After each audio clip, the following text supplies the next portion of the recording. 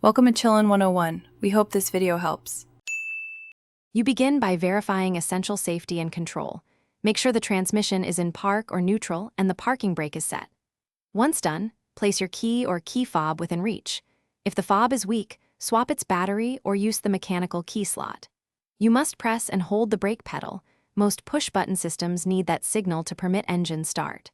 Follow these first steps to ensure the car electronics accept the start command and power flows correctly.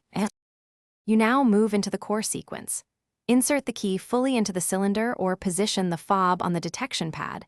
Do not force a jammed key to avoid damage. Turn the key to the accessory position first, then to on, pausing so fuel and engine management systems initialize.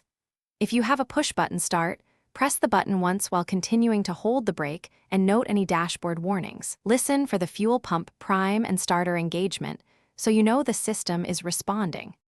You finish by turning the key fully to start or pressing the button until the engine fires, then release to let it idle.